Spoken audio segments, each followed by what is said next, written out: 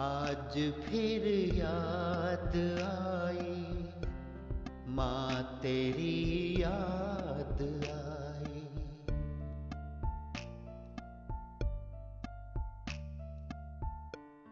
आज फिर याद आई, माँ तेरी याद आई।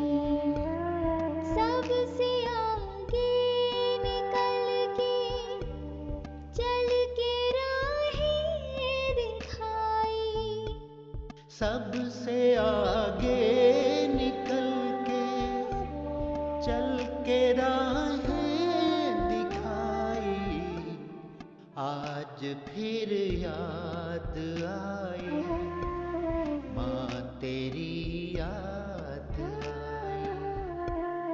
आज फिर याद आई, माँ तेरी याद आई।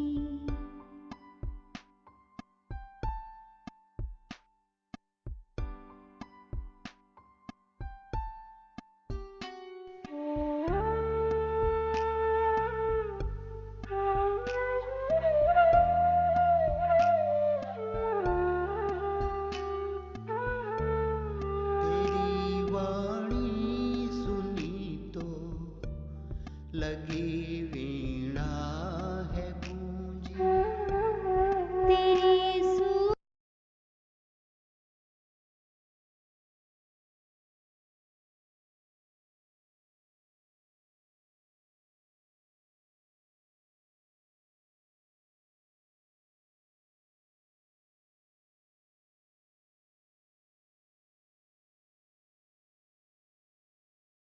तो ये सारी चीजें समझने की हैं, जो बैठ कर करके बाप समझाते हैं। तो मैं आऊंगा भी उसमें ना, इसीलिए मैं ब्रह्मा के तन में आता हूँ।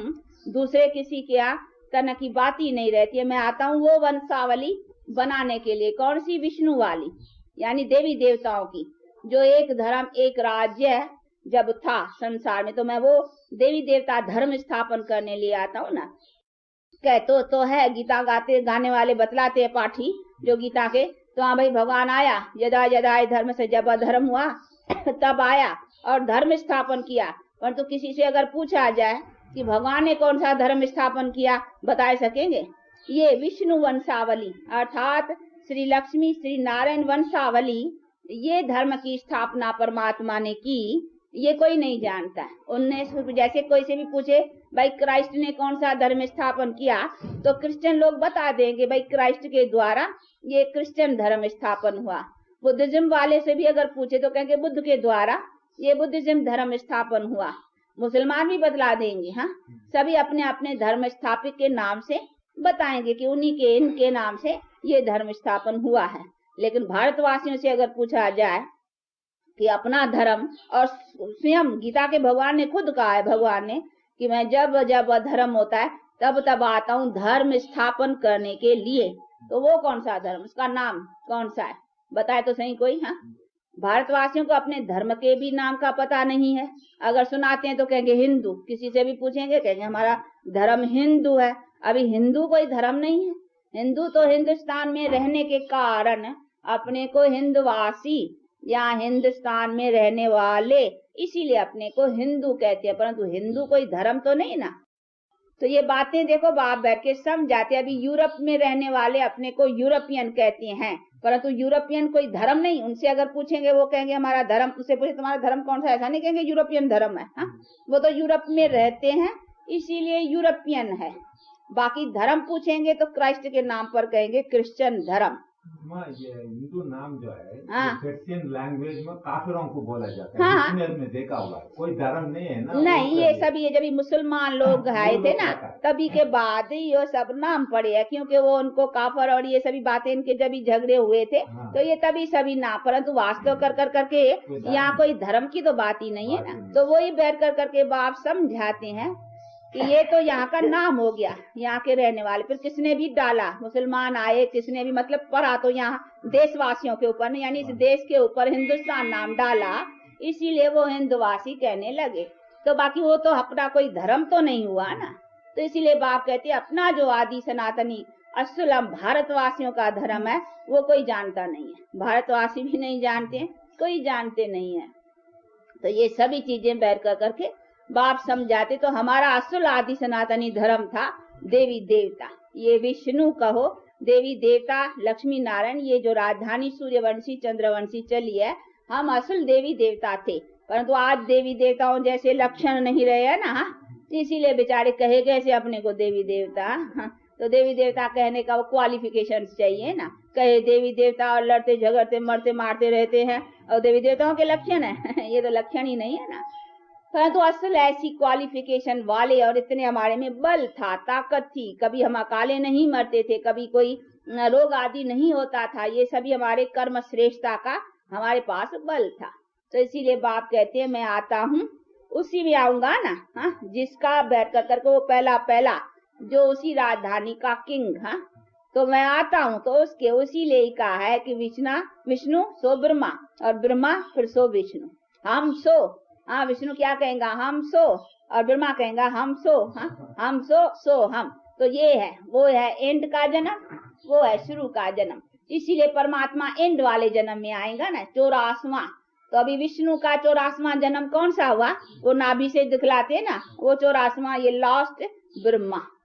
और फिर ब्रह्मा फिर जाकर कर करके विष्णु बनता था, श्री नारायण बनता है। तो ये चीज बैर कर करके बाप समझाते हैं कि ये इनके ही 84 जन्मों की, ये नाभि दिखलाते नहीं, एक के ही 84 जन्मों का चक्कर है। इसी चक्कर में सभी जो है और धर्मों का बाय प्लॉट्स चलता है। जब इसके जन्म कुछ नीचे आते हैं, सूर्यवंशी चंद्रवंशी पूरे होते हैं, तो पीछे दूसरे धर्म मानो चालू होते हैं। पीछे सभी धर्म और इनका भी जब सब अंत होता है तभी फिर मैं आता हूँ, फिर इनके द्वारा आकर करके फिर नई दुनिया की सैपलिंग लगाता हूँ।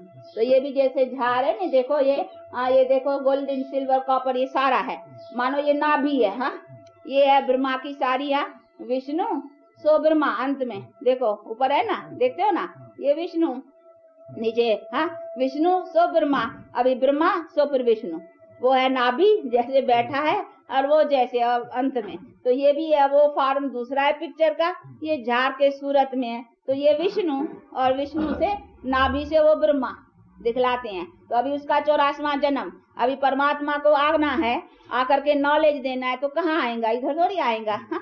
ये तो इसको बनाना है ना, आएगा उधर, इसीलिए ब्रह्मा के तन में आते हैं और आकर कर करके उनको भी जगाते हैं। वो भी जो 84वें जन्म में पतित बना है उनको भी पावन बनाता है, उसके साथ उसकी वंशावली को भी पावन बनाते हैं, फिर वही वंशावली दूसरे जन्म में फिर जाकर करके ये विष्णु का अथवा देवी देवताओं का सूर्यवंशी राजे महाराजाओं का बनता है। तो विष्णु सो ब्रह्मा, ब्रह्मा सो विष्णु। अभी देखो सैपलिंग हो रही है ना, तो देखो ये ब्रह्मा इधर बैठा है ना, इधर भी बैठा है, उधर भी है, हाँ, तो देखो ये अभी ब्रह्मा सो विष्णु, विष्णु सो ब्रह्मा, वो नाभि में दिखलाया है, ये इधर इसी फॉर्म में समझाया हुआ है। तो अभी क्यों आता है, क्योंकि इनका ही तो ये लॉस्ट जन्म है ना, ये मनुष्य सृष्टि के भी सारे इसी सभी बातों को समझने का है, इसीलिए कहते हैं लॉस्ट सो फास्ट, हाँ इसीलिए जो लॉस्ट है बिल्कुल उसी के मैं लास्ट में आऊंगा।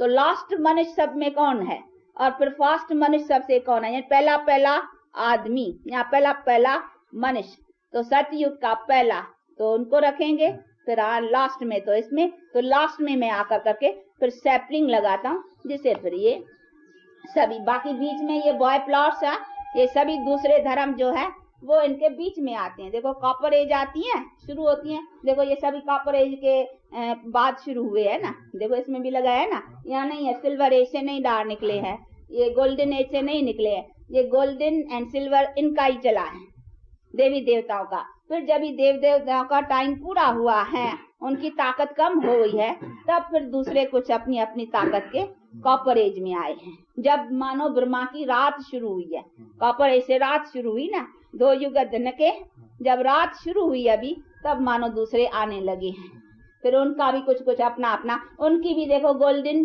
सिल्वर कॉपर एंड आयरन, हर एक का भी अपना अपना टाइम, पहले उनका फोर्स होता है, उनकी ताकत का अच्छा प्रभाव होता है, पीछे उनके भी प्रभाव कम पड़ते जाते हैं। अभी सब आयरन, देखो सब काले आयरन में है ना सब, अभी तो सब अभी आयरन एज है और उनकी भी आयरन एज है, लास्ट। इसीलिए कहते हैं मैं इस आयरन एज वाले में आऊं या उसमें आऊं, किस में आऊं, क्योंकि इनको डार तो नहीं बनाना है ना, बनाना है फिर ये सैपलिंग, ये फाउंडेशन, इसीलिए मुझे फाउंडेशन वाले में आना पड़ता है। तो कई समझते नहीं कि क्यों नहीं, कोई क्रिश्चियन धर्म वाले में या कोई बुद्ध धर्म वाले में या कोई और धर्म वाले में, और में क्योंकि ये धर्म आते ही पीछे है, तो ये जो धर्म पीछे आते हैं तो इनको पीछे वाले धर्मों को तो स्थापन नहीं करना है ना, उनको करना वो पहले वाला, इसीलिए पहले वाले धर्म को स्थापन करने के लिए उनके पहले वाले में आना पड़ेगा ना, सोल में। तो ये सभी हिसाब समझने का है, इसीलिए कहा है विष्णु सो ब्रह्मा और ब्रह्मा सो विष्णु। ये है चित्र, देखो ये चित्र कोई हमारा बनाया हुआ नहीं है ना, ब्रह्मा विष्णु का आपको बतलाए ना, वो दिखलाते हैं कमल के फूल से, और कहाँ दिखलाते भी हैं, वो लक्ष्मी बैठे बैठ कर करके चापी कर रही है, हाँ और बैठी है, और वो उसके नाभि से वो निकला है, ऐसा ऐसा चित्र दिखलाते हैं। परंतु ये सभी चित्रकारों ने हम बैठ कर करके वो बाप पिताश्री में सुनाते हैं, हमने देखा था जब ये चित्र कि वो विष्णु को बैठ के लक्ष्मी चाहे, तो हमने कहा ये तो स्त्री जाति का अपमान है, तो मैंने चित्र वालों को कहा कि ये लक्ष्मी को काट के, जैसे फोटो से किसी को कटा आपने, जैसे लक्ष्मी को निकाल दिया था ना, तो कहते थे उसको, हमने कहा उसको काट के खाली विष्णु रख दियो, हाँ क्योंकि विष्णु भगत था, विष्णु का नहीं, बाबा भक्ति मार्ग में बहुत भगत, किसका होता नहीं, जैसा किसका कृष्ण में प्रेम, किसका राम में प्रेम, तो बाबा को विष्णु में बड़ा प्रेम था, जब भी भगत था तो बहुत उसका पूजन करता था। तो उसने को चित्र विष्णु का बड़ा अच्छा लगा, लेकिन लक्ष्मी दासी बन के बैठी है वो अच्छा नहीं लगा।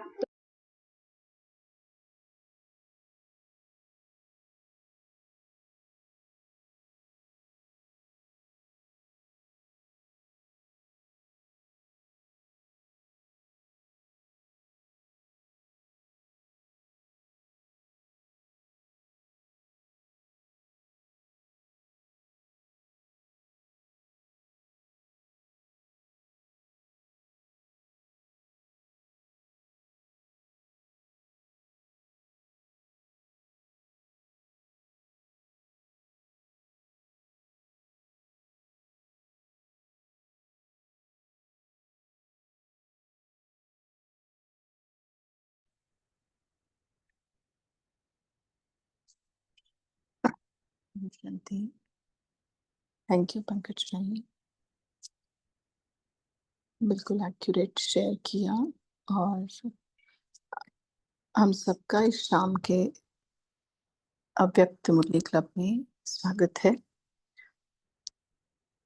अभी जो मम्मा का सुना क्लास मुरली, उसका और आज की मुरली का मनन चिंतन या कुछ पॉइंट गहराई की लगी शेयर कर सकते हैं, बोलिए।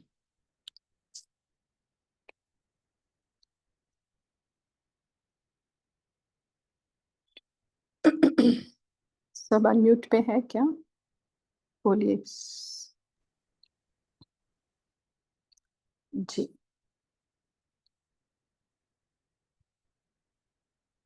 ओम शांति दीदी। बोलिए। ओम शांति अलका बहन। बाबा ने कहा है कि बाबा ब्रह्मा सो विष्णु, विष्णु सो ब्रह्मा, ब्रह्मा का दिन ब्रह्मा की रात कहा है ना।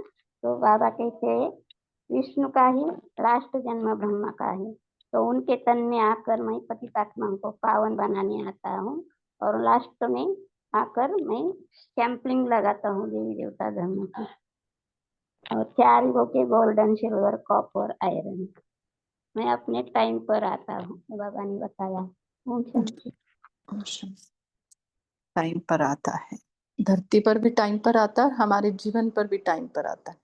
नहीं तो माताएं बाबा को सुनाती है कि बाबा शादी के पहले मिल जाता ना तो मैं शादी नहीं करती। ऐसा होता तो बाबा आता ना। बाबा सही टाइम पे आया है सबके में, ना एक सेकंड आगे ना एक सेकंड पीछे। क्योंकि माताओं की बहुत उलझना रहती है बाबा को। बाबा पहले आना चाहिए था, पहले आता ना तो समझ नहीं आता, और बाद में आता तो भी समझ नहीं आता। बाबा हमसे ज्यादा समझदार है ना, तो उसको हम ज्ञान सुनाने चलते हैं कि बाबा पहले जाना चाहिए था, वैसा नहीं है। ठीक है, तो अगर अंश मात्र भी ये थॉट हो ना कि मेरे जीवन में बाबा ने पहले आना चाहिए था, तो निकाल देना। चलो बोलिए। और दीदी ओम शांति। ओम शांति। बोलिए। बाबा ने बताया जिनको मुरली सुनने का उमंग है, नशा है, खुशी है, धारणा करते अच्छे, उनको आगे बैठना चाहिए। जो झुटका खाते हैं, उबासी देते हैं, उनको पीछे जाके बैठना चाहिए, क्योंकि वो आप वायुमंडल को खराब करते हैं। आप कहाँ बैठते हैं राजेंद्र भाई? क्लास में? आगे बैठता हूँ, आगे जी मुबारक हो। टेंशन रहता है पढ़ने वालों का, आगे वालों को ऊपर ज्यादा अटेंशन रहता है दीदी। जी जी। आगे बैठना भी हिम्मत ही लगती है उसको। बिल्कुल बिल्कुल। क्योंकि टीचर का पूरा ध्यान रहता है फिर। चलो बोलिए, और क्या कहा बाबा ने? कौन सी नई? हाँ ओम शांति। बोलिए कापी सिस्टर।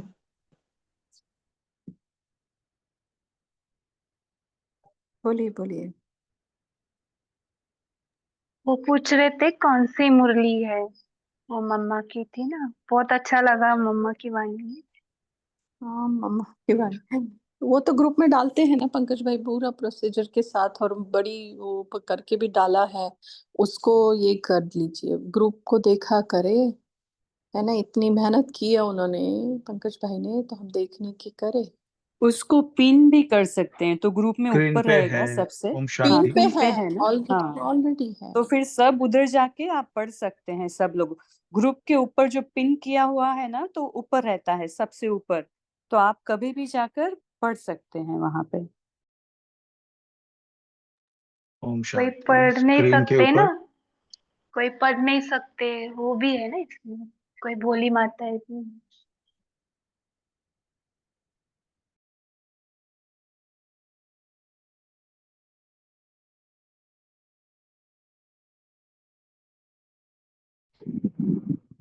कौन सा ग्रुप है दीदी? बोलिए सीमा मैम। तो ग्रुप कौन सा है, कौन से ग्रुप में आता है ये? तीव्र पुरुषार्थी ग्रुप में।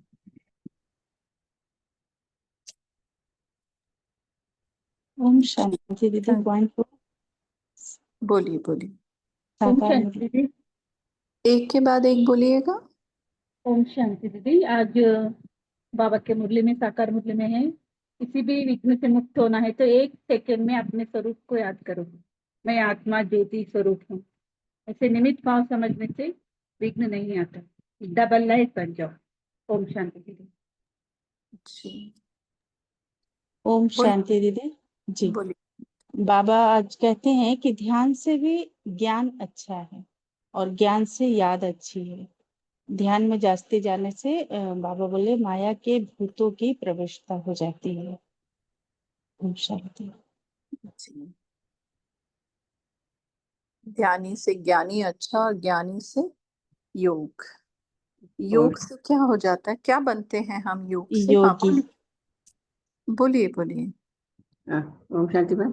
हम्म बाबा कहते हैं आज भक्ति में तो भक्ति मार्ग में मुझे याद करते हो, तो अभी तो तुम सब मेरे आशिक हो बोलते हैं।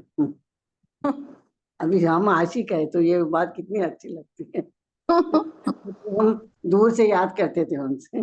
ये क्योंकि शब्द कैसा होता है, आशिक वगैरह क्यों बोलते हैं? देखो येलो मैरिज वगैरह होती है, इन्फैचुएशन बोलो, ये बोलो, शादी करते, फिर वो पता नहीं प्यार कहाँ गुम हो जाता है ना। लेकिन यहाँ तो जैसे जैसे बाबा के करीब जाते वैसे प्यार कम हो रहा है या बढ़ रहा है? इसलिए वो आशिक माशूक बोलता है। जो सच्चे आशिक माशूक होते हैं ना, तो उनका जितना करीब जाएंगे उतना प्यार बढ़ता है। हाँ, बाकी तो ये दुनिया में वो 4 दिन की चांदनी वाला प्यार नहीं है ना यहाँ पे। नहीं है। सच्चा मिल गया अभी। सच्चा आशिक है। हम माशूक भले ही सच्चे नहीं है, बट वो बना रहा है। वो तो सच्चा है ना बाबा, वो हमको सच्चा है। हम भी सच्चे हैं।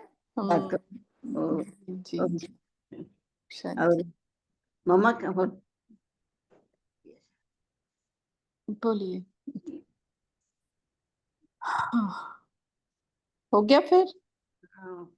मम्मा का पॉइंट था हिंदुस्तान बोलते ना, हिंदू कुछ धर्म नहीं है, हिंदुस्तान को हिंदू ऐसा बोल दिया ये। जी तो धर्म के दम तो नहीं है ना, वो तो ऐसे ही हिंदू बोल दिया। कैसे आ गए वो पता नहीं भाई, वो कुछ कभी क्लियर नहीं किया। नहीं वो मतलब क्लियर कैसे नहीं, बहुत क्लियर है। हिंदुस्तान मतलब हिंदी बात करते थे, हिंदुस्तान में रहते थे, और देवी देवता क्यों नहीं कहला पाए? क्योंकि विकार में गिर गए ना, पतित बन गए। हाँ, तो कहीं ना कहीं स्मृति तो है ना आत्मा में कि विकारी देवताएं नहीं होते तो फिर क्या कहलाए, अभी क्या नाम दे? तो हिंदू लगे। तो फिर नाम दे दिया अपने आप को, हिंदुस्तान में रहने वाले हैं तो हिंदू कह दिया। सबसे आसान, ज्यादा दिमाग नहीं लगाया। बोलिए पंकज भाई, आपने हैंड रेस किया था। जी ओम शांति। ज्यादा वक्त ना लेते हुए हमने जो लिंक अभी शेयर की है वो अपने अव्यक्त मुरली क्लब की लिंक है, उसको सब्सक्राइब करना। और वो लिंक आपको कल की जो मम्मा की मुरली चली थी यहाँ पे वो है, तो हर रोज ये चैनल पे भी आता है रिकॉर्डिंग। ओके ओम शांति। बोलिए कापी सिस्टर। दीदी आज बाबा ने कहा कि भोग आदि की भी रस्म रिवाज है और इनसे ज्ञान और याद का कोई कनेक्शन नहीं है। जी ओम शांति दीदी। आज बाबा ने ये भी कहा कि मैं जो हूँ जैसा हूँ यथार्थ रूप में बहुत कोई याद करता है। तो हमें ये चेक करने का पॉइंट है कि हम कैसे याद करते हैं। ओम शांति। इसलिए हमने सवाल पूछा था कि बाबा ने कहा ध्यानी से योगी अच्छा, ध्यानी से ज्ञानी और ज्ञानी से योगी। तो योगी से हम क्या बन जाते हैं? स्वरूप बन जाते हैं। ठीक, अब टाइम हो गया है ज्योति बहन, 8:50 हो गया है। जी अगर आपको सही लगे तो कापी सिस्टर ने जो बोला है ना, इसके ऊपर आप लास्ट में बताना क्या रिलेशन कि भोग को बाबा ने ज्ञान और योग से क्यों आज अलग किया है, ये आप बताना। नहीं आज नहीं, हमेशा ही अलग रखते हैं बाबा, तो ठीक है चलो। तो आज वैसे नीलू सिस्टर पढ़ने वाले हैं मुरली, लेकिन उन्होंने कहा है कि वो योग नहीं करवाएंगे, योग वंदना बहन कराएगी, बाबा कराएगा। चल अचानक है अभी ये सब।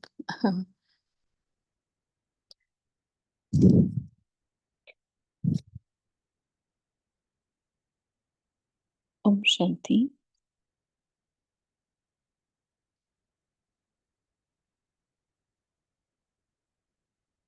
सेकंड में स्वयं का माने अपना ही स्वरूप,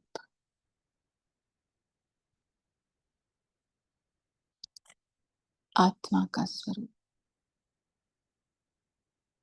अति सूक्ष्म,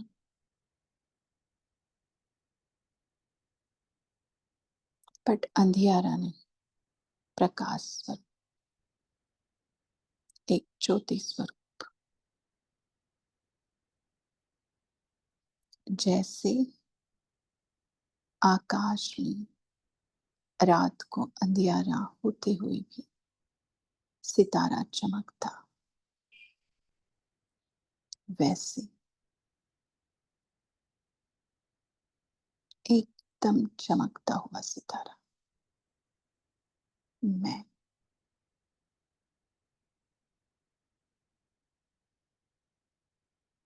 इतनी चमक कि मेरी ही चमक से, मेरे ही प्रकाश से मैं स्वयं के सामने प्रत्यक्ष,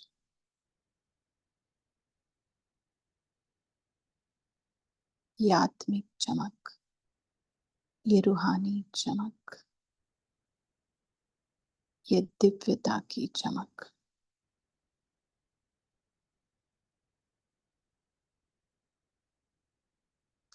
मुझे ही चमकीला सितारा, प्रकाश मैं सितारा बना दी है। कैसा मेरा अस्तित्व है ये,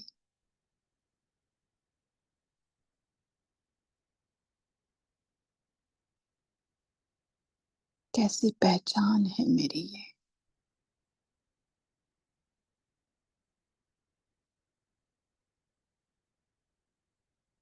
कि स्वयं प्रकाश स्वरूप होते हुए भी मैंने अब तक अपने आप को अंधेरे में रखा।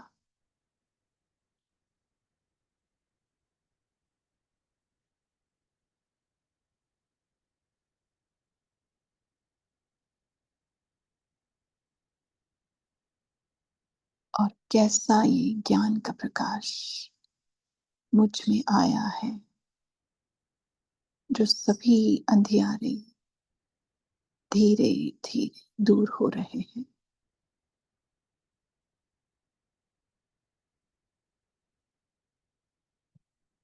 सारी उलझन सुलझती जा रही है।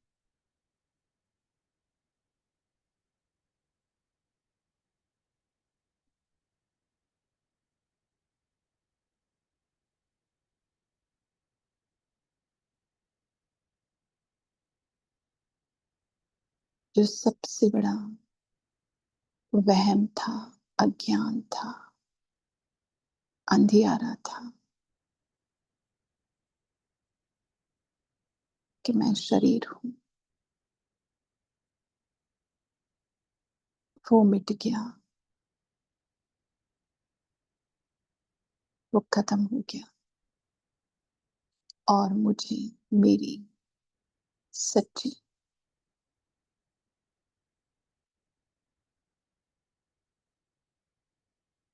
पहचान हुई।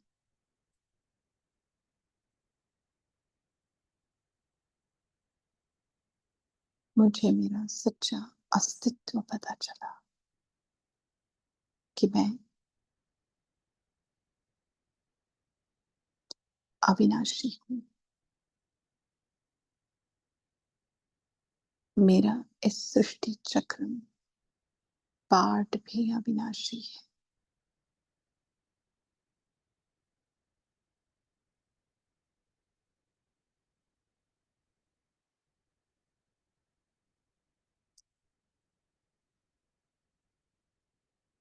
कैसी उस ज्ञान के सूरज में अपनी एक एक किरण से मुझ आत्मा के अंधियारे को खत्म किया।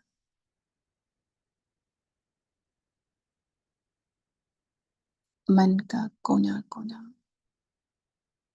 प्रकाशित हो गया। बुद्धि की सारी परतें उजागर कर दी और संस्कारों में दिव्यता का उजियारा लेकर आया।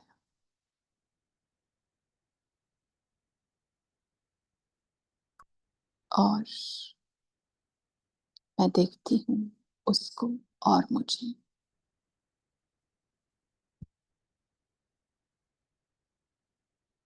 कितना मेरे जैसा है वो।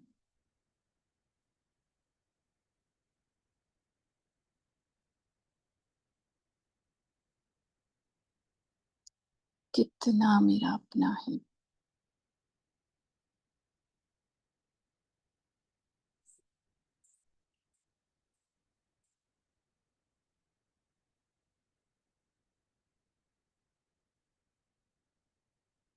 ऐसा अपनापन,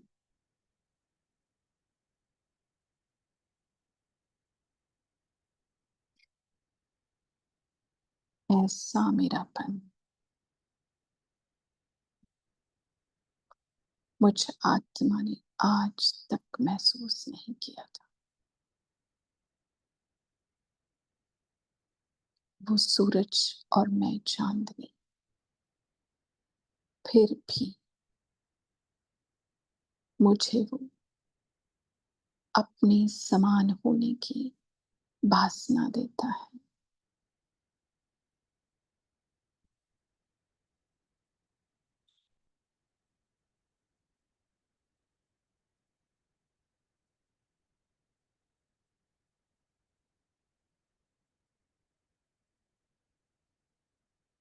मैं कुछ नहीं उसके सामने, फिर भी वो अपना सब कुछ मुझे दे देता है।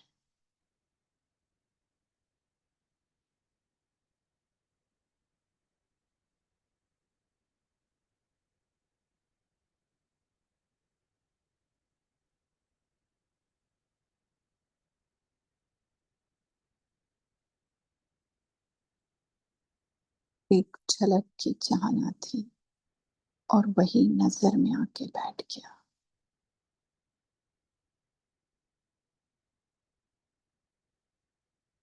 एक नजर देखने की चाहत थी और उसने मुझे अपनी आंखों में बिठा दिया।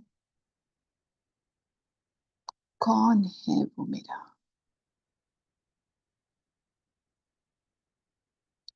जिसने मुझे अपना सब कुछ दे दिया।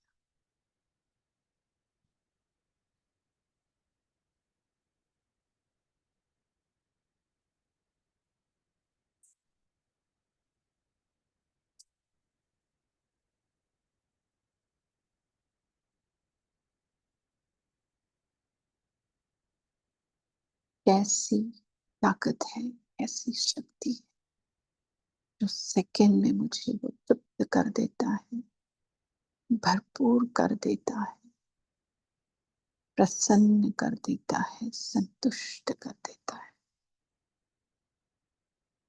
बस एक सेकंड ही काफी है।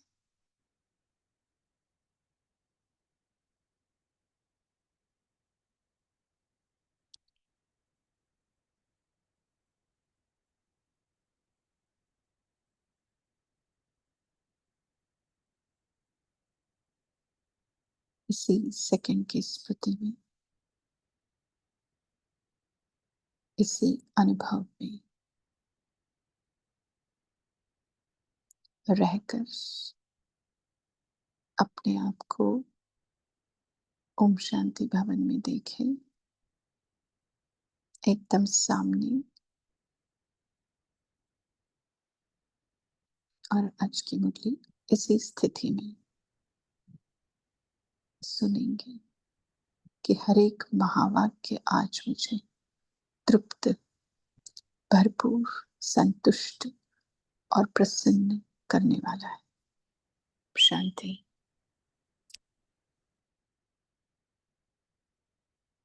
ओम शांति। Thank you Vandana sister, thank you बाबा। इतना अच्छा योग है, उसके बाद थोड़ा वाणी में आना मेहनत करनी पड़ रही है, तो चलो कर्म तो करना है। तो आज हम बाबा की 19/4/84 की मुरली सुनेंगे। मुरली का टाइटल है भावुक आत्मा तथा ज्ञानी आत्मा के लक्षण। अब हमने अपने आप को चेक करना है कि हम कौन सी वाली कैटेगरी में आते हैं। ठीक है। श्रेष्ठ अधिकार को देने वाले, विजयी रतन बनाने वाले बाप दादा बोले। आज बाप दादा सभी बच्चों को देख रहे हैं कि कौन से बच्चे भावना से बाप के पास पहुंचे हैं, कौन से बच्चे पहचान कर पाने अर्थात बनने के लिए पहुंचे हैं। दोनों प्रकार के बच्चे बाप के घर में पहुंचे। भावना वाले भावना का फल यथाशक्ति खुशी, शांति, ज्ञान व प्रेम का फल प्राप्त कर इसी में खुश हो जाते हैं। कौन से बच्चे? भावना वाले। थोड़ा सा ध्यान देके सुनना पड़ेगा क्योंकि दो भागों में डिवाइडेड है ना ये मुरली, भावना और ज्ञानी तो आत्मा वाले। फिर भी भक्ति की भावना और अब बाप के परिचय से बाप व परिवार के प्रति भावना, इसमें अंतर है। भक्ति की भावना अंधश्रद्धा की भावना है। बाबा ने स्टैंप लगा दी भक्ति पर। डायरेक्ट मिलने की भावना, अल्पकाल के स्वार्थ की भावना। वर्तमान समय ज्ञान के आधार पर जो बच्चों की भावना है वह भक्ति मार्ग से अति श्रेष्ठ है। बच्चों की भावना, ठीक है। भक्ति मार्ग की भावना और बच्चों की भावना, दो प्रकार की भावना यहाँ डिवाइड कर दी बाबा ने। क्योंकि डायरेक्ट देव आत्माओं द्वारा नहीं है, डायरेक्ट बाप के प्रति भावना है, पहचान है। लेकिन भावना पूर्वक पहचान और ज्ञान द्वारा पहचान, इसमें अंतर है। आज जैसे बाबा ने साकार मुरली में कहा ना, पहचान कर मैं जो हूँ जैसा हूँ, वही वाली बात। आगे ज्ञान द्वारा पहचान अर्थात बाप जो है जैसा है, मैं भी जो हूँ जैसा हूँ, उससे विधि पूर्वक जानना अर्थात बाप समान बनना।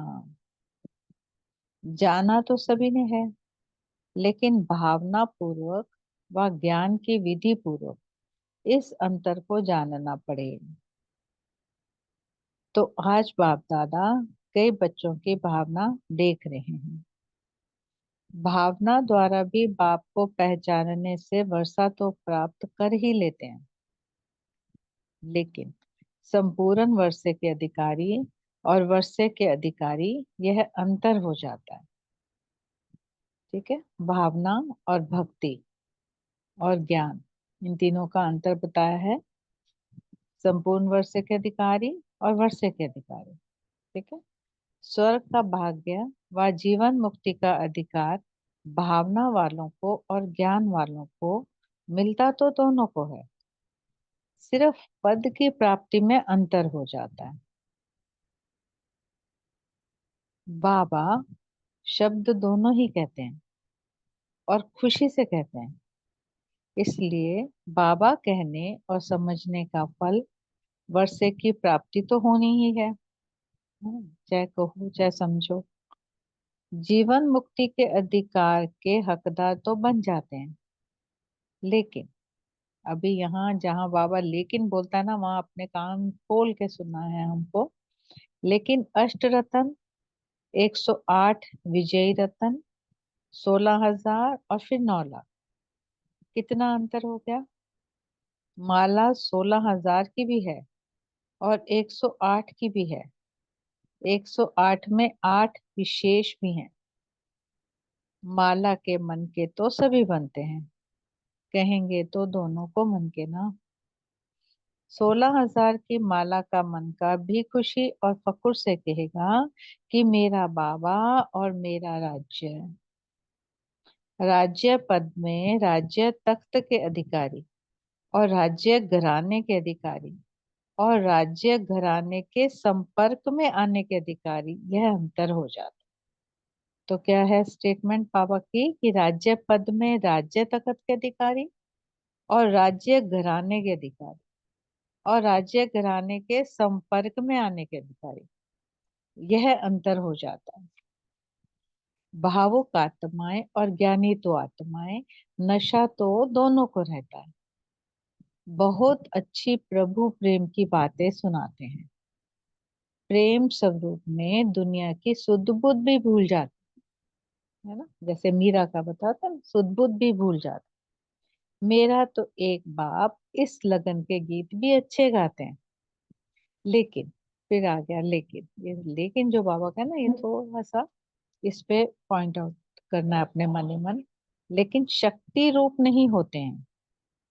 खुशी में भी बहुत देखेंगे, लेकिन अगर छोटा सा माया का विघ्न आया तो भावुक आत्माएं घबराएंगे भी बहुत जल्दी, क्योंकि उनमें ज्ञान की शक्ति कम होती है। समझ आ रही है ना, ज्ञान की शक्ति कम होती है।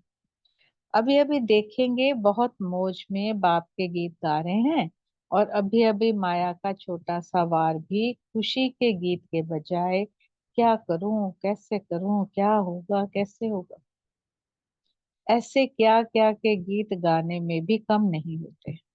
कौन है ये? भावुक आत्मा, है? ज्ञानी तो आत्माएं। अब बाबा ज्ञानी तो आत्माओं के बारे में ये पूरा पैराग्राफ भावुक आत्माओं के लिए। अब ज्ञानी तो आत्माएं सदा स्वयं को बाप के साथ रहने वाले मास्टर सर्वशक्तिवान समझने से माया को पार कर लेते हैं, है ना। जो समझेंगे ना, जैसी स्मृति करेंगे वैसी स्मृति आएगी, तो वो मास्टर सर्वशक्तिवान समझते हैं अपने आप को। क्यों, सॉरी, क्या क्यों के गीत नहीं गाते। भावुक आत्माएं सिर्फ प्रेम की शक्ति से आगे बढ़ते रहते हैं, माया से सामना करने की शक्ति नहीं होती। और ज्ञानी तो आत्मा समान बनने के लक्ष्य से सर्व शक्तियों का अनुभव कर सामना कर सकते। अब अपने आप से पूछो, मैं कौन? भावुक आत्मा है या ज्ञानी तो आत्मा है? 1 सेकंड, 5 सेकंड थोड़ा यहाँ ब्रेक लेके सब अपने आप से पूछते हैं कि मैं कौन सी आत्मा हूँ। कि कभी ये कभी वो ऐसी वाली भी हूँ, या एक ही तरह की हूँ, या बढ़ रही हूँ, बढ़ने की तरफ जा रही हूँ। अपने आप से हम खुद ही पूछेंगे। बाप तो भावना वालों को भी देख खुश होते हैं। मेरा बाबा कहने से अधिकारी तो हो ही गए ना, और अधिकार लेने के भी हकदार हो ही गए। पूरा लेना व थोड़ा लेना, तो कुछ भी, लेकिन अधिकार हो गया। वह पुरुषार्थ प्रमाण जितना झोली भरने चाहे उतनी भर सकते हैं, क्योंकि मेरा बाबा कहा तो वह चाबी तो लगा ही दी ना। मेरा बाबा की चाबी है ना गोल्डन की, तो लगी गई ना। और कोई चाबी नहीं है, क्योंकि बाप दादा सागर है ना, अखुट है, बेहद है। लेने वाले थक जाते, देने वाला नहीं थकता। ये जो लाइनें है ना, लेने वाले थक जाते, देने वाला नहीं थकता, ये मम्मा की मुरली की, जो मम्मा को जो सबसे ज्यादा लाइनें पसंद थी ना, कौन सी थी? हुक्मी हुक्म चलाए रहो, जपजी साहब की लाइन है ये। उसके ऊपर की 2 लाइनें हैं जो मुझे अभी याद आ रही हैं। उसमें लिखा है जपजी साहब में, देंदा दे लेंदे थक पाए। वो तो देता ही जा रहा है, पर लेने वाले जो है ना थक जाते हैं। बस अलमारियां भर गई जैसे, है ना, मन भर गया, पेट भर गया। जुगा जुगंतर खाए खाए, मतलब हम जुगो जुग खाते हैं। जो इस जन्म का कमाया हुआ है ना, हमारा 84वें जन्म का कमाया हुआ, वो हम जुगो जुग खाते हैं। फिर आगे की लाइन जो मम्मा ने पकड़ी, हुक्मी हुक्म चलाए रहो, नानक विग से वे परवाह। विग से होता है खुशी। नानक को कितनी खुशी है, उसको कोई परवाह नहीं, क्योंकि उसने, नानक कह रहे हैं ये बात, नानक की नहीं बात कर रहे, नानक क्योंकि राइटर है ना। तो विग से वे परवाह, वो वे परवाह है, वो खुश है, वो खुशी में खुश है, मुस्कुरा रहा है। तो इसमें बाबा कहते हैं लेने वाले थक जाते, देने वाला नहीं थकता, क्योंकि उसको मेहनत ही क्या करनी पड़ी, है ना। एक जन्म, अब अपना जन्म कब शुरू होता है ये हम देखें संगम का। दृष्टि दी और अधिकार दिया।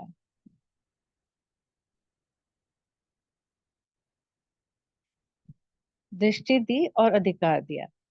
मेहनत लेने वालों को भी, मेहनत लेने वालों को भी नहीं है, सिर्फ अलबेलेपन के कारण गवा देते। मेहनत थोड़ी है, लेने वालों अलबेला हो जाते हैं ना, जब हम सोते रहते हैं नींद में, सुबह तो अमृत वेले में वो आया है, लेकिन हम गवा देते हैं। और फिर अपनी कमजोरी के कारण गंवा कर फिर पाने के लिए मेहनत करनी पड़ती है। गंवाना, पाना, पाना, गंवाना, इस मेहनत के कारण थक जाते हैं।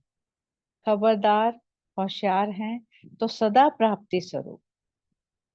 जैसे सतयुग में दासियां सदा आगे पीछे सेवा के लिए साथ रहती हैं, ऐसे ज्ञानी तू आत्मा बाप समान श्रेष्ठ आत्मा के अब भी सर्वशक्ति सर्वगुण सेवाधारी के रूप में सदा साथ निभाते हैं। बाबा का कंपैरिजन देख लो जरा। जिस शक्ति का आह्वान करो, जिस भी गुण का आह्वान करो, जी हाजिर। ऐसे सब राज्य अधिकारी ही विश्व के राज्य अधिकारी बनते हैं। इस लाइन को अंडरलाइन कर सकते हैं कि कौन बनता है विश्व का अधिकारी, राज्य अधिकारी, जो स्वराज्य अधिकारी है। तो मेहनत तो नहीं लगेगी ना, हर शक्ति हर गुण सदा विजयी है ही, ऐसा अनुभव कराते हैं। जैसे ड्रामा करके दिखाते हो ना, रावण अपने साथियों को ललकार करता और ब्राह्मण आत्मा स्वराज्याधिकारी आत्मा अपने शक्तियों और गुणों को ललकार करती। तो ऐसे स्वराज्य अधिकारी बने हो, वह समय पर यह शक्तियां कार्य में नहीं ला सकते हो। कमजोर राजा का कोई नहीं मानता, राजा को मानना पड़ता प्रजा का। और बहादुर राजे सभी को अपने ऑर्डर से चलाते और राज्य प्राप्त करते हैं। तो सहज को मुश्किल बनाना और फिर थक जाना, यह अलबेलेपन की निशानी है। जैसे वंदना सिस्टर इस पे क्या उदाहरण देती हैं, जैसे परात में पहले पानी भर लिया फिर आटा डाला, फिर क्या होगा, कितनी मेहनत लगेगी, पानी ज्यादा आटा कम, वो वाली बात। तो अलबेलापन की निशानी है। नाम राजा और ऑर्डर में कोई नहीं, इसको क्या कहा जाएगा। कई कहते हैं ना, मैंने समझा भी कि सहन शक्ति होनी चाहिए, लेकिन पीछे याद आया उस समय सोचते भी सहन शक्ति से कार्य नहीं ले सकते, है ना। कमाई नहीं ना, सहन शक्ति अपनी नहीं बनाई, इसलिए कार्य नहीं ले सकते। इसका मतलब बुलाया अभी और आया कल, तो ऑर्डर में हो गया मानो अपनी शक्ति ऑर्डर में नहीं है। सेवाधारी समय पर सेवा ना करे तो ऐसे सेवाधारी को क्या कहेंगे। तो सदा स्वराज्य अधिकारी बन सर्व शक्तियों को, गुणों को स्वयं प्रति और सर्व के प्रति सेवा में लगाओ। स्वयं प्रति और सब सर्व के प्रति, समझा। सिर्फ भावुक नहीं बनो, शक्तिशाली बनो। अच्छा, वैरायटी प्रकार की आत्माओं का मेला देख खुश हो रहे हो ना। मधुवन वाले कितने मेले देखते हैं, कितने वैरायटी ग्रुप्स आते हैं। बाप दादा भी वैरायटी फुलवाड़ी को देख हर्षित होते हैं, भले आए। शिव की परात का गायन जो है वह देख रहे हो ना। अभी देखो इस सेंटेंस को जब मैंने पहले पढ़ा था तो अब इस सेंटेंस को कैसे लेंगे, ये वंदना सिस्टर बाद में बताना कि बाबा ने जो ये बात कही है शिव की बारात को हम क्या समझे, टेढ़े मेढ़े के पढ़े लिखे। ठीक है, बाबा बाबा कहते सब चल पड़े हो ना। मधुवन तो पहुंच गए, अब संपूर्ण मंजिल पर पहुंचना है। अच्छा, अभी याद पे आ रहे हैं जो बाद में लेते हैं। अब अलग अलग पार्टियों से अव्यक्त बाप दादा की मुलाकात। सबसे पहले पंजाब जोन से। पंजाब का ये 84 का जो टाइम था ना, 84 85, ये बड़ा डिफिकल्ट टाइम था। उसके लिए ये 84 की सारी मुरलियों में जगह जगह उसका जिक्र भी है, आज भी है। तो सुनते हैं। सभी पंजाब निवासी महावीर हो ना, डरने वाले तो नहीं हो, किसी भी बात का भय तो नहीं है। सबसे बड़ा भय होता है मृत्यु से। आप सब तो हो ही मरे हुए, मरे हुए को मरने का क्या डर। मृत्यु से डर तब लगता है जब सोचते हैं अभी यह करना है, यह करें, और वह पूर्ति नहीं होती है तो मृत्यु से भय होता है ना। इच्छाएं रह जाती हैं, काम रह जाते हैं तो ध्यान जाता है ना। अब जैसे कोरोना में हुआ, आप तो सब कार्य पूरा कर एवर रेडी हो। बाबा आथक दे रहे हैं कि आपके तो सारे कार्य पूरे हैं। यह पुराना चोला छोड़ने के लिए एवर रेडी हो ना, इसलिए डर नहीं। और भी जो भयभीत आत्मा है ना, उन्हों को भी शक्तिशाली बनाने वाले, दुख के समय पर सुख देने वाली आत्माएं हो ना। सुखदाता के बच्चे हो। जैसे अंधियारे में चिराग होता है तो रोशनी हो जाती है, ऐसे दुख के वातावरण में सुख देने वाली आप श्रेष्ठ आत्माएं हैं। तो बाबा कितना प्यार से, कितना शक्तियां भर रहे हैं बच्चों में, क्योंकि उस टाइम बच्चे यहाँ पर बहुत डरे सहमे घबराए थे। तो सदा यह सुख देने की श्रेष्ठ भावना रहती है क्या? सदा सुख देना है, शांति देनी है। शांति दाता के बच्चे शांति देवा हो। तो शांति देवा कौन है? अकेला बाप नहीं, आप सब भी हो। तो शांति देने वाले शांति देवा, शांति देने का कार्य कर रहे हो ना। लोग पूछते हैं आप लोग क्या सेवा करते हो, तो आप सभी को यही कहो कि इस समय जिस विशेष बात की आवश्यकता है वह कार्य हम कर रहे हैं। अच्छा, कपड़ा भी देंगे, अनाज भी देंगे, लेकिन सबसे आवश्यक चीज है शांति, है ना। उस टाइम बहुत, पंजाब का बहुत डिफिकल्ट टाइम था। तो जो सबके लिए आवश्यक चीज है वह हम दे रहे हैं। इससे बड़ी सेवा और क्या है? मन शांत है तो धन भी काम में आता है। मन शांत नहीं तो धन की शक्ति भी परेशान करती है। अभी ऐसे शांति की शक्तिशाली लहर फैलाओ जो सभी अनुभव करें कि सारे देश के अंदर यह ही शांति का स्थान है। एक दो से सुने और अनुभव करने के लिए आवे कि 2 घड़ी भी जाने से यहाँ बहुत शांति होती है। कहाँ जाने से? बाबा का इशारा है सेंटर्स की तरफ, है ना। बाबा के जो है ना सेंटर्स, उसकी तरफ ऐसे आवाज फैले जैसे उन्हों का आवाज फैल गया है कि अशांति का स्थान यह गुरुद्वारा ही बन चुका है। ये बहुत कड़ी लाइन बाबा ने बोली है उस टाइम के हिसाब से कि अशांति का स्थान यह गुरुद्वारा ही बन चुका है। उस टाइम लेते हैं ना शरण, जो आतंकवादी गन के पॉइंट पे उन्होंने गुरुद्वारों में शरण ली थी, तो उसकी बात करें बाबा। ऐसे शांति का कोना कौन सा है?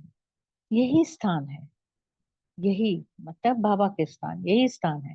यह आवाज फैलना चाहिए। कितनी भी अशांत आत्मा हो, जैसे रोगी हॉस्पिटल में पहुंच जाता है, ऐसे यह समझें कि अशांति के समय इस शांति के स्थान पर ही जाना चाहिए। क्योंकि उस टाइम जो बहनों का रूप था ना, बाबा ही आके उनमें शक्ति भरता था। हमला हुआ था सेंटर्स पर भी, बहुत सारी स्टोरीज हमने सुनी है। तो कैसे उनको दुर्गा नजर आती थी, कभी किसी को लाइट का स्वरूप नजर आता था, है ना। तो फिर शांति का स्थान इसलिए बाबा ने उसको नाम दिया। ऐसे लहर फैलाओ। यह कैसे फैलेगी? इसके लिए 1-2 आत्माओं को भी बुलाकर अनुभव कराओ। एक से एक ऐसे फैलता जाएगा। जो अशांत हैं उनको खास बुलाकर भी शांति का अनुभव कराओ। जो भी संपर्क में आए उनको यह संदेश दो कि शांति का अनुभव करो। क्योंकि उस टाइम कर्फ्यू बहुत लगता था ना, इसलिए बाबा ने कहा कि जो भी संपर्क में आए फटाफट उसको मतलब समझाओ। पंजाब वालों को विशेष यह सेवा करनी चाहिए। अभी आवाज बुलंद करने का चांस है। अभी भटक रहे हैं, कोई स्थान चाहिए। कौन सा है वह परिचय नहीं है, ढूंढ रहे हैं। एक ठिकाने से तो भटक गए, समझ गए हैं कि यह ठिकाना नहीं है। कौन सा ठिकाने की बात करी बाबा ने? धर्म का ठिकाना है ना, गुरुद्वारों का ठिकाना। वहां भी तो हो गया था ना सब गंदमंद। ऐसी भटकती हुई आत्माओं को अभी सहज ठिकाना नहीं दे सकते हो, ऐसी सेवा करो। कर्फ्यू हो, कुछ भी हो, संपर्क में तो आते हो ना, संपर्क वालों को अनुभव कराओ, तो ऐसी आत्माएं आवाज फैलाएंगी। उन्हें 1-2 घंटा भी योग शिविर कराओ। अगर थोड़ा भी शांति का अनुभव किया तो बहुत खुश होंगे, शुक्रिया मानेंगे। जब लक्ष्य होता है कि हमको करना है तो रास्ता भी मिल जाता है। तो ऐसा नाम बाला करके दिखाओ। जितना पंजाब की धरनी सख्त है उतनी नरम कर सकते हो। अभी तो बाबा, हम सब बाबा से बोले बाबा अभी पंजाब की धरनी बहुत नरम है। बहुत मेहनत करी है, मम्मा ने भी यहाँ पर बहुत मेहनत की है, बड़े भाइयों ने भी बहुत मेहनत की है यहाँ पर। अच्छा, सदा अपने को फरिश्ता अर्थात डबल लाइट अनुभव करते हो। इस संगम युग का अंतिम स्वरूप फरिश्ता है ना। संडे की मुरली भी याद करो, सब ऐसी थी। ब्राह्मण जीवन की प्राप्ति है ही फरिश्ता जीवन।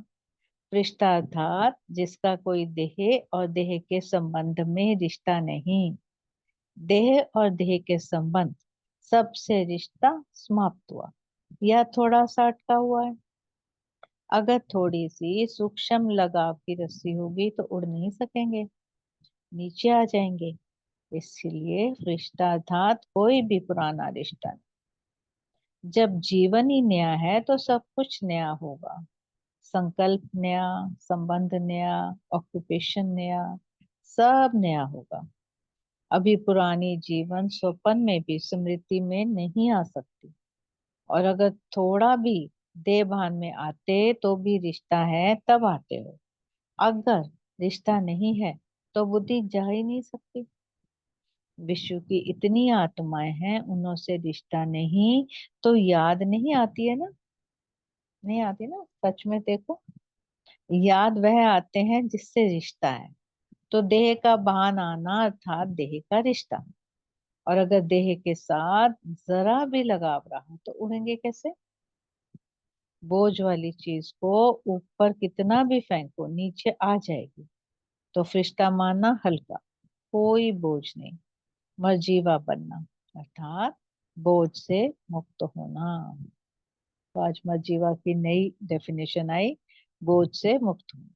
अगर थोड़ा भी कुछ रह गया तो जल्दी जल्दी खत्म करो, नहीं तो जब समय की सीटी बजेगी तो सब उड़ने लगे और बोझ वाले नीचे रह जाएंगे। बोझ वाले उड़ने वालों को देखने वाले हो जाएंगे।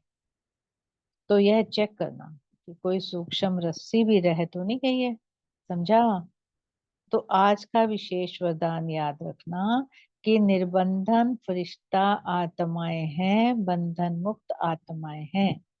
फरिश्ता शब्द कभी नहीं भूलना। फरिश्ता समझने से उड़ जाएंगे। वरदाता का वरदान याद रखेंगे तो सदा माला माल रहेंगे। देखो, वरदाता का वरदान सब लोग ले लें, वरदान अपनी झोली में डालें, बुद्धि रूपी झोली में। याद रखना है इसको। तो फिर क्या होगा?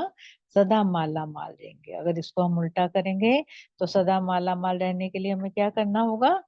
वरदाता का वरदान याद रखना होगा। कौन सा वरदान? फरिश्ता समझने का। ठीक है। सदा अपने को शांति का सेकंड नहीं, थर्ड पॉइंट है, सदा अपने को शांति का संदेश देने वाले, शांति का पैगाम देने वाले संदेशी समझते हो क्या? ब्राह्मण जीवन का कार्य है संदेश देना। कभी इस कार्य को भूलते तो नहीं हो ना? रोज चेक करो कि मुझ श्रेष्ठ आत्मा का श्रेष्ठ कार्य है, वह कहाँ तक किया, कितनों को संदेश दिया, कितनों को शांति का दान दिया। संदेश देने वाले महादानी वरदानी आत्माएं हो। कितने टाइटल्स हैं आपके आज की दुनिया में, कितने भी बड़े से बड़े टाइटल्स हों, आपके आगे सब छोटे हैं। कितने टाइटल्स हैं, सब अपना अपना पसंदीदा टाइटल यहाँ याद करके लिख लेना। अच्छा, यह टाइटल देने वाली वह टाइटल देने वाली आत्माएं हैं, लेकिन अब बाप बच्चों को टाइटल देते हैं। देखो, स्वीकार कर लो, अपने पसंद का टाइटल, बहुत सारे टाइटल्स हैं, तो अपने भिन्न भिन्न टाइटल्स को स्मृति में रख उसी खुशी उसी सेवा में सदा रहो। टाइटल की स्मृति से सेवा स्वतः स्मृति में आएगी। तो क्या रखेंगे हम, टाइटल की स्मृति रखेंगे तो सेवा स्वतः स्मृति में आएगी। अच्छा, अब हम बाबा से याद प्यार लेते हैं। सदा श्रेष्ठ अधिकार को पाने वाली विजयी आत्माओं को, सदा अपने अधिकार से सर्व शक्तियों द्वारा सेवा करने वाले शक्तिशाली आत्माओं को, सदा राज्य तख्त अधिकारी बनने वाले अधिकारी आत्माओं को बाप दादा का याद प्यार और नमस्ते। थैंक यू बाबा।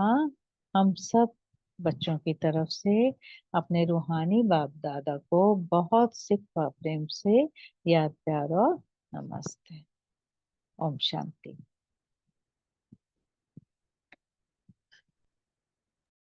ओम शांति। Thank you Neelu sister. और हम श्वेता सिस्टर को भी थैंक यू करेंगे। और ड्रामा अनुसार उन्होंने ये मुरली आपको दिया और आपने वो जपजी साहब का, और पंजाब में रहने वाली एक सरदारनी,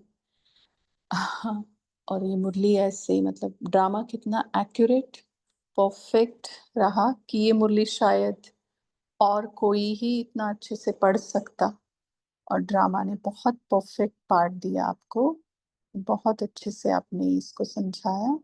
शुक्रिया आपका। और अभी 1 मिनट हम देखिए अपने आप को कि मैं भावना वाली हूँ या ज्ञानी हूँ, और उसके बाद हम पॉइंट शेयर करेंगे। Thank you. ओम शांति।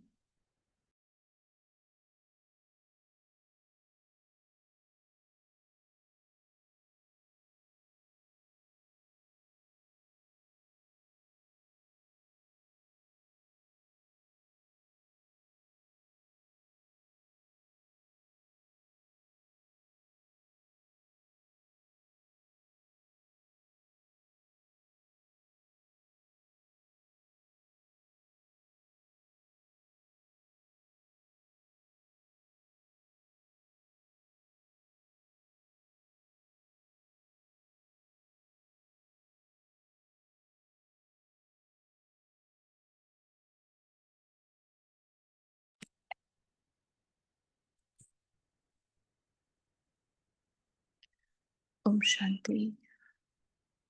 कर सकते हैं अभी अपने पॉइंट शेयर सारे।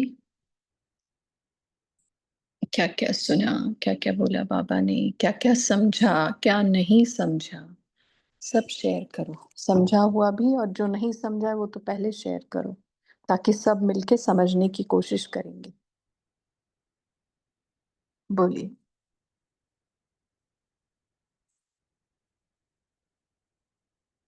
बोलो।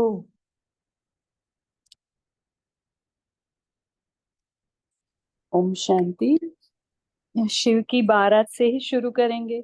हम सभी बाराती हैं, बाबा के बच्चे। बाराती हैं हम।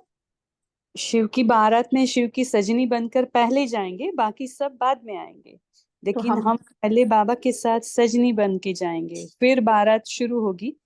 तो हम जो ऐसे नीलू सिस्टर पूछ रहे थे ना, शिव की बारात का गायन जो है वह देख रहे हो ना, तो इसका मतलब है बाबा ने आज 2 प्रकार के जो बच्चे बताए हैं, भावनात्मक और ज्ञानी आत्मा। तो बाबा ने पूरा डिस्क्रिप्शन ही बता दिया है, उसके कारण भी बता दिया है और निवारण भी बता दिया है। तो अभी सभी अपने अपने को चेक करेंगे और सभी ज्ञानी तो आत्मा, पावरफुल आत्मा, शक्ति स्वरूप आत्मा बनने की तरफ ही बढ़ेंगे और बाबा के साथ फिर उनकी सजनी बनकर जाएंगे। क्योंकि जो शिव की बारात है उसमें जो लूले लंगड़े वो सब बताए हैं, उसका मतलब यही है कि जिन्होंने बच्चों ने जो अपनी पूरी शक्तियां नहीं भरी है, जो बाबा ने दी, वो टाइम बाबा ने जैसे बताया अलबेलापन, आलस्य, कमजोरी, तो वो सब के कारण शक्ति भरने में थोड़ा असमर्थ रहे हैं। तो अभी हमें खबरदार होशियार रह बनना है और सदा प्राप्ति स्वरूप बनकर पाना और मोहब्बत करना है, तो उससे पाते ही रहेंगे। बाबा को समझ भी जाएंगे कि बाबा जो है, जैसा है, कैसा है, वो जो हमारे साथ है हमेशा। ओम शांति। बोलिए तारा बहन। ओम शांति दीदी। तो बाबा ने आज कहा है कि भक्ति की भावना वाले बच्चे और ज्ञानी तो भावना वाले बच्चे के अंतर थोड़ा बताया है, डिफरेंसेस, कि जो भक्ति की भावना वाले बच्चे होते हैं वे अंध श्रद्धा की भावना उसमें रहती है और अल्पकाल की स्वार्थी भावना उनमें रहती है। और जो ज्ञानी तो आत्मा बच्चे होते हैं वो डायरेक्ट बाप के प्रति उनकी भावना होती है और वो देव आत्मा की द्वारा नहीं रहता है, डायरेक्ट बाप से ही रहता है। और जो वर्षे के अधिकारी, संपूर्ण वर्षे के अधिकारी बनते हैं, तो यही अंतर, डायरेक्ट अंतर होता है दोनों में। ओम शांति। जी बोलिए कैलाश भाई। ओम शांति। बाबा ने आज कहा है कि बाबा से हमें जो भी गुण और शक्तियां मिलती है तो उन गुण और शक्तियों को स्वयं प्रति भी कार्य में लगाओ और सर्व आत्माओं के प्रति भी कार्य में लगाओ, तो भी कहेंगे कि ज्ञानवान आत्मा। अगर ऐसा नहीं करते तो बाबा कहेंगे कि सिर्फ भावनात्मक रीति ही बाबा। अरे उनका सिग्नल ड्रॉप हो गया और शायद निकल गए। तो जो कैलाश भाई ने पॉइंट शेयर की कि स्व के प्रति और सबके प्रति, तो क्यों ऐसे बोलता है बाबा? सिर्फ सबके प्रति बोले क्योंकि बेहद की बात करते हैं बाबा। तो स्व के प्रति यूज करने से क्या होता है और दूसरों के प्रति यूज करने से क्या होता है? सोचा है कभी इसके बारे में? अनुभव किया है? तो बोलो। चाहे वो शक्ति हो, चाहे विशेषता हो, चाहे कोई गुण हो, तो खुद के प्रति यूज करते हैं तो क्या फीलिंग आती है, क्या महसूस होता है? और वही शक्ति दूसरों के प्रति यूज करते हैं तब क्या महसूस आती है? या किया ही नहीं अभी तक ऐसा? बोलिए विनीता बहन। जी दीदी, ओम शांति। तो बाबा जो गुण और शक्तियां हमें भर रहे हैं, तो सबसे पहले तो हमें आवश्यकता अपने ऊपर ही पड़ती है, क्योंकि हमारी जब भी हार होती है ज्यादातर अगर, तो वो अपनी ही कमजोरियों के चलते होती है। कुछ न कुछ कभी कमजोरी आए, चाहे संकल्पों की आए, चाहे व्यवहार में आए, चाहे अपने कर्म में आए। तो पहली शक्ति यूज करने की आवश्यकता हमें अपने ऊपर ही पड़ती है, ताकि हमारी कर्मेंद्रियां भी वश में भी रहे और समय पर सही ढंग से कार्य में हम लोग उसको ला सकें। और फिर कभी कभी दूसरों के साथ हमारा भी उसमें आवश्यकता पड़ती है, तो इस तरह से हमें पहले स्व के ऊपर ही ध्यान देना है। जी, थोड़ा सा हम सवाल फिर से दोहराएंगे। आपने तो चलो अपने हिसाब से पॉइंट शेयर की, बट मेरा सवाल ये था कि जब खुद के प्रति यूज करते हैं तो क्या महसूसता आती है और दूसरों के प्रति यूज करते हैं तो क्या महसूसता आती है? आवश्यकता की बात नहीं की हमने, महसूसता की बात की। तो अगर सवाल समझा है किसी को तो दे दो जवाब, नहीं तो फिर कोई और पॉइंट शेयर कर लेना। ठीक है। खुशी मिलती है दीदी, खुशी मिलती। किसमें, कौन से इसमें खुशी मिलती है?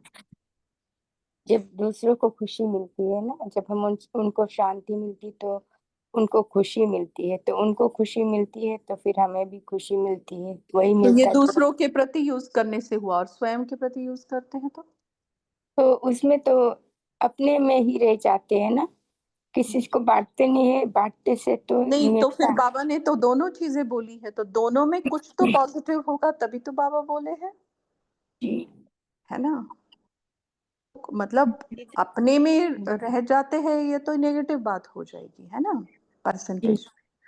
तो जी दीदी, हाँ, जैसे हम लोग स्व के प्रति यूज करते हैं तो अनुभवी स्वरूप बनते हैं। जैसे ज्ञानी महसूस होता है कि हाँ, हमने इस ज्ञान के क्वांटिटी के बल पर ये चीज को पार किया। अच्छा जी, ठीक है। और इसके बारे में किसी को कुछ बोलना है या कोई और पॉइंट शेयर करनी है तो करिएगा। अपने प्रति यूज करने से हिम्मत आती है और दूसरों प्रति यूज करने से आत्मविश्वास बढ़ता है। जी, ये भी है। देखो, अपने प्रति यूज करने से भी आत्मविश्वास भी बढ़ता है, हिम्मत भी बढ़ती है, हमें ऐसा लगता है, क्योंकि अपने प्रति यूज किया, कर लिया। जैसे रोटी लड़की घर में पहली बार बनाती है तो ना उसका शेप होता है ना सॉफ्टनेस होती है, बट उसके मम्मी पापा बहुत तारीफ करते हैं उसकी, और वही रोटी कोई दूसरा खावे तो अरे अरे क्या रोटी बनाई है तुमने। तो पहले जिसने मम्मी पापा ने खाई तो उसका आत्मविश्वास बढ़ गया, उसको मतलब ये हो गया, उसने अपने प्रति ही यूज किया था, अपने लोगों के प्रति समझो।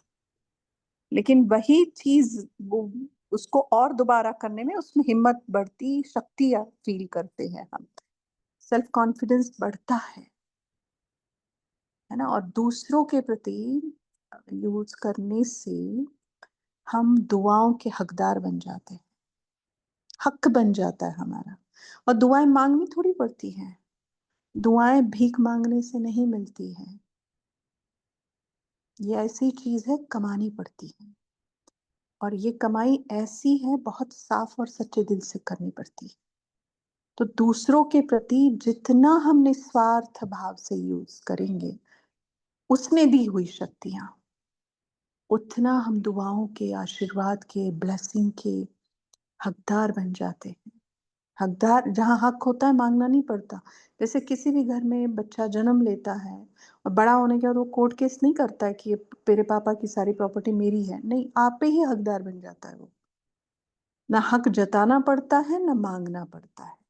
तो जब दूसरों के प्रति हम यूज करते हैं ना उसने दी हुई शक्ति, और जब हम पहले अपने प्रति यूज करते हैं तो हमारी खुद की दुआ भी, yes you can do it, you have done it, बाबा की ब्लेसिंग वहां प्राप्त होती है। और उस गुण में, उस शक्ति में और निखार आता है। वो निखार क्यों आता है? क्योंकि उसको हमें दूसरों के लिए यूज करना है, इसलिए निखार आता है। और जितना दूसरों के प्रति यूज करते और बेहद और बेहद और बेहद में जाता है फिर वो। बस फिर कभी भी कोई भी चीज दूसरों के प्रति यूज करते हैं तो दुआ। और बाबा कहते हैं ना, सबसे आसान पुरुषार्थ कौन सा कहा है बाबा ने इन दिनों मुरलियों में? सबसे आसान पुरुषार्थ कौन सा कहा है? दुआएं देना। दुआएं देना, दुआएं लो लेना। देखो और देखो, शुभ भावना, शुभकामना। हाँ, दुआएं दो, कैसे आया सबके इससे? सबने बोला, है ना। तो दूसरों के दुआएं कब कैसे कमाई जा सकती है? इसी से कमाई जा सकती है। जो उसने हमें प्रसाद, उसने जो हमें विशेषता डाली, किस लिए डाली है? क्योंकि सब उसको नहीं पहचानने वाले, नहीं पहचानने वाले। तो उसको जिन्होंने नहीं पहचाना और जिन्होंने उसको यथार्थ पहचाना, इन दोनों की लेन देन है। भगवान इसलिए थोड़ा साइड में हो जाता है, छिप जाता है, लेकिन वो हमें आगे करता है कि मुझसे तुमने जो जो पाया है, जो प्रभु देन है, जो प्रभु विशेषताएं हैं, जो प्रभु की शक्तियां हैं, वो तुम मेरे ही बच्चों के कल्याण के लिए यूज करो, बेहद में जाओ। लेकिन जैसे कोई भी चीज तैयार होती है कंपनी में, चाहे गाड़ी का हो कोई, उसका ट्रायल लिया जाता है और फिर उसमें जो जो कमियां हैं वो भरी जाती है, फिर से ट्रायल लिया जाता है, और जब हर तरीके से ट्रायल सक्सेसफुल होता है तब उसको मार्केट में उतारा जाता है। इसलिए हमें पहले उसने जो गुण डाले, बाबा कहते हैं ना, अपनी विशेषता को पहचानो। क्यों? क्योंकि बाबा कहते कोई एक बच्चा भी ऐसा नहीं है जिसमें मैंने विशेषता नहीं डाली हो।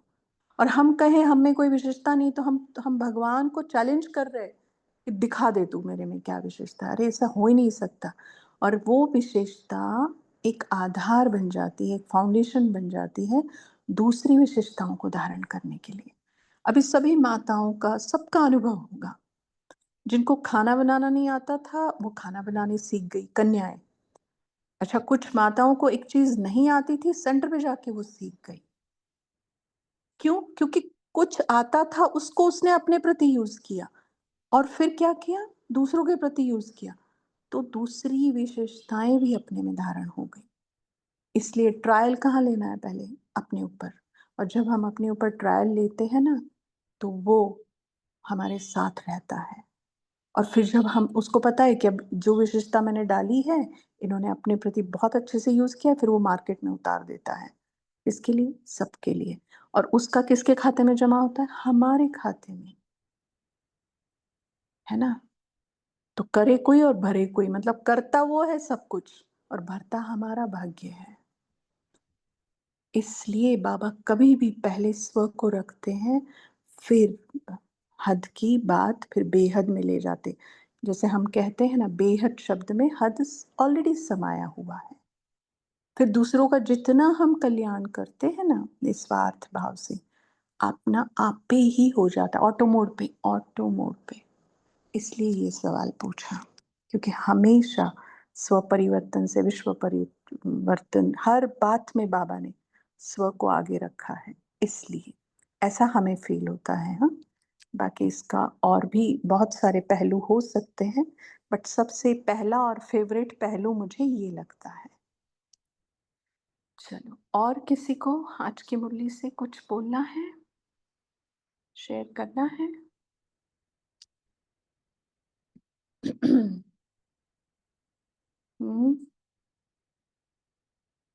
हो गया?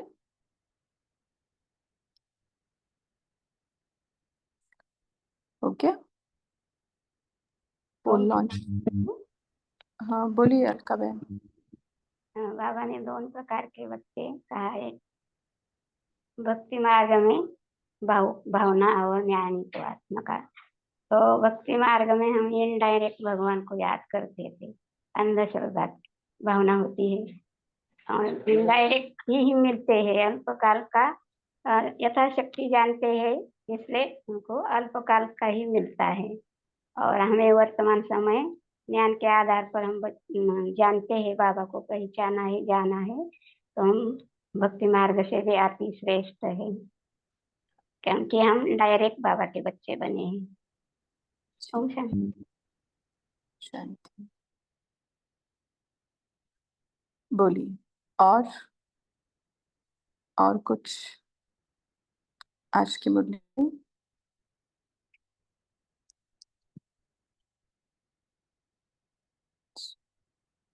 चलो फिर पोल लॉन्च कर दो शेरू भाई जी। सब साइलेंट मोड पे गए हैं। सारे दिन में चलते फिरते बिंदु रूप की ड्रिल कितनी बार किया? सिंगल चॉइस है। 18 जनवरी 2005 से होमवर्क है।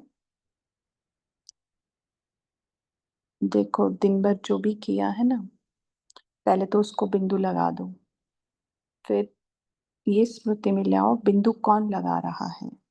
मैं आत्मा बिंदु लगा रही हूँ। और ये किसने कहा है? वो परम बिंदु ने कहा है कि बिंदु बनकर हर बात पे बिंदु लगा दो। हो गया एक बार अभ्यास तो ऐसे अलग अलग तरीके से बिंदु का अभ्यास कर सकते हैं हम।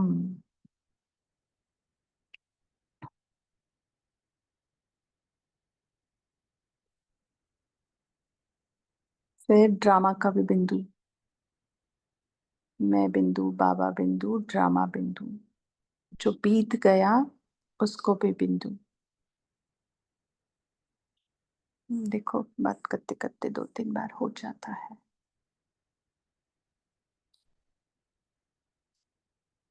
चलो, और कुछ है मुरली का पॉइंट शेयर करना? किसी को याद आया है तो कर सकते हैं, नहीं तो 1 मिनट बाबा को याद करके कॉल को एंड करेंगे। ओम शांति। वो शिव की बारात वाला थोड़ा अच्छे से क्लियर कर दो। मेरे को लगता है मेरे जैसे कई लोगों को एकदम से क्लियर नहीं है, थोड़ा तो पता है, एकदम से क्लियर नहीं होता। एकदम से क्लियर तो शायद बाबा को ही होएगा बाबा। अपने को भी मतलब मैं तो इतना समझती हूँ, मैं बाराती नहीं, बस ठीक है। मैं बिल्कुल पलकों पे बैठ के, आंखों में बैठ के, दिल पे बैठ के जाऊंगी। बाराती में मैं नहीं आ सकती क्योंकि बारातियों का गायन लूले लंगड़े का है ज़्यादातर, जहाँ तक मुझे पता है। मैंने कोई वेद शास्त्र नहीं पढ़े हैं, पर जितना भी सुना है या मुरलियों से समझा है, बाराती है। देखो दूल्हा, लौकिक शादियों में भी दूल्हे के साथ जाने वाले लोग अलग होते हैं, वो पहले निकल जाते हैं, फिर बाराती बाद में आते हैं। बस भर भर कर बाराती आते हैं। हम ऐसे थोड़ी जाएंगे, मैं तो नहीं जाने वाली। ठीक है, हम बाराती नहीं हैं, हम बाराती हो ही नहीं सकते, है ना। मुझे लगता है प्रजा, प्रजा की भी जो प्रजा है, और अगर इसको बेहद में देखें तो हम सारे ही प्रजा है। कैसे? ब्रह्मा बाबा के, मम्मा के, माना पहले विश्व महाराज, लेकिन उसमें भी फिर रॉयल फैमिली आ जाती है। हाँ, तो देखिए दूल्हे के साथ नॉर्मल लौकिक शादी सामने ले आइएगा ज्यादा, मैं तो यही कहूंगी। दूल्हे की गाड़ी में कौन बैठता है? शांति दीदी, हाँ हम तो बाबा के साथ जाएंगे। जी, सजनिया है ना हम तो। हाँ सजनिया सजनी दूल्हे के हम। साथ होती है, बाराती, जी जी। बाराती अलग और सजनिया अलग, इसलिए मैंने कहा सजनी मैं तो बाराती नहीं बनने वाली। सवाल ही नहीं उठता। तो माना ऐसा हम समझते हैं लूले लंगड़े, माना जो आज ज्ञानी और इसकी बात की ना, तो भगत वाले, तो भावना वाले, तो उसमें भी बाबा ने क्या कहा कि वो प्रेम से चलते हैं, बट सामना करने की शक्ति नहीं होती, किसी भी बात की शक्ति नहीं। इसलिए मैंने पहले शुरू में एक सवाल पूछा था, जो ज्योति बहन ने भी कहा था, कापी बहन ने जो शेयर की थी पॉइंट, कि ध्यानी से ज्ञानी और ज्ञानी से योगी, क्योंकि योगी माना स्वरूप है, वो ज्ञान का भी स्वरूप है, धारणा का भी स्वरूप है। और योगी इंसान को सेवा करनी नहीं पड़ती है, उससे आपे ही सेवा हो जाती। करना और आपे ही होना, रात दिन का अंतर है। ठीक है, योगा, योगी इंसान, योगी जो होता है ना, वो हर बात का स्वरूप होता है, हर बात का स्वरूप, सेवा का स्वरूप है, वो ज्ञान का स्वरूप है। तो ऐसी आत्माएं बारात में नहीं जाएगी। अब इसका क्या, ये मत सोचना कि मैं वैसी बन गई हूँ, बट बनना है मुझे। बारातियों के साथ तो बिल्कुल नहीं जाना। और हम पीछे मुड़ के देखते हैं लौकिक में भी, तो जहां पर भी शादी में गए तो दूल्हा या दुल्हन के साथ ही भेजा गया हम, है ना। तो है ना, हम ऐसे अपने आप को बनाने की मेहनत करें, हिम्मत रखें। बारात में क्यों? क्योंकि बारात में आने वाले अभी मैं तो कहती हूँ ज्ञान में आए भी नहीं हैं, क्योंकि आखिरी आखिरी में आएंगे, आधा अधूरा समझेंगे, भावना से चलेंगे, कहीं ना कहीं अंधश्रद्धा श्रद्धा की बातें उनमें होगी। हाँ, लोग कह रहे माना भगवान उतरा था तो चलो मान लेते, उतरा था, चलो इनके साथ चल पड़ते हैं, है ना। बेगानी शादी में अब्दुल्ला दीवाना वाली बात हो जाएगी, तो वो लोग बाराती बनेंगे जो अव्यक्त मूल्यों का अध्ययन करते हैं, जिनका पढ़ाई से, मुरली से, अपने साजन से, अपने आशिक से इतना प्यार है, वो बाराती नहीं बन सकते, जहां तक मैं समझती हूँ। उसके एक एक महावाक्यों से देखो, ऐसा नहीं कि मैंने सब समझ लिया है या आपने सब समझ लिया है, लेकिन समझने की चाह रखना अपने आप में बहुत बड़ी बात है। ऐसे थोड़ी है जो अभी हम 70 लोग ज्वाइन हुए हैं, किसी को भी घर के काम नहीं है, कोई भी जिम्मेवारी नहीं है, चलो बैठ जाते मुरली सुन लेते, कुछ है नहीं करने के लिए इसलिए मुरली सुन। ऐसा है इसमें से कोई भी नहीं। शायद हम सारे ही उतने बिजी हैं और टाइम निकाल के हम अपने साजन की मीठी मीठी बातें सुनना चाहते हैं। साजन के साथ रहने का ये और एक बहाना है, और एक बहाना है। और जहाँ आशिक माशुक की बात आती है, तो वहां बारातियों की बात कहाँ से हम करें? है ना। आशिक के साथ, माशूक के साथ आशिक जाएगा, आशिक के साथ माशूक रहेगा, और उनकी आशिकी मौसिकी देखने के लिए बाराती रहेंगे, है ना। तो हम लूले लंगड़े तो है नहीं, ना बनना चाहते हैं, ना बनेंगे। ठीक है, जैसे होता है ना कि जिससे प्यार होता है उसकी हर बात इम्पोर्टेंट लगती है, हर बात अच्छी लगती है, चाहे समझ में आए चाहे ना आए।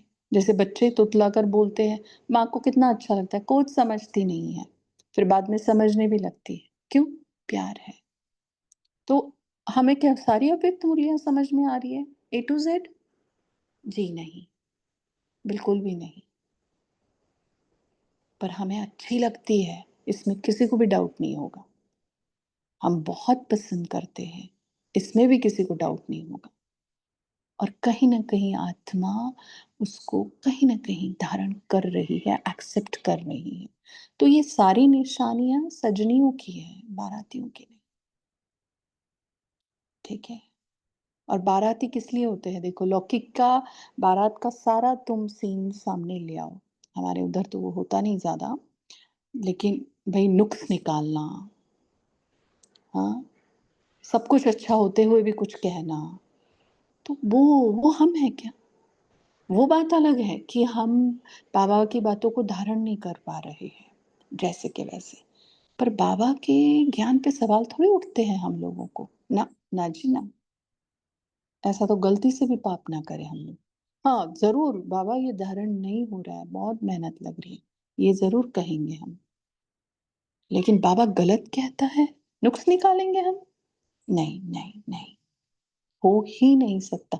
ये मेरे लिए नहीं, हम सबके लिए कह रहे हैं। तो बारातियों की निशानियाँ तो हो हम में, तब तो हम बाराती बने। देखना आप। और किससे सुनना लौकिक के बारातियों की? क्यों बाबा ने बारात शब्द यूज़ किया? क्यों बाबा आशिक माशूक बोलता है? क्यों बाबा साजन सजने की बात करते हैं? तो मेरे में लक्षण बाराती लौकिक में भी अगर आप किसी के बाराती बनकर गए हो, तो आप देखो, नाम कोई रख रहा है तो हमने उसका साथ दिया है या हम डिटैच रहे हैं? ये रॉयल्टी के लक्षण हैं सारे। ठीक है? तो चेक करना, बारातियों की बातें सुनना और उसको ज्ञान के साथ कंपेयर करना और फिर अपने आप से चेक करना कि हु एम आई? ठीक है? चलो टाइम तो बहुत हो गया है अभी, तो यहाँ पे रुकते हैं। चलो।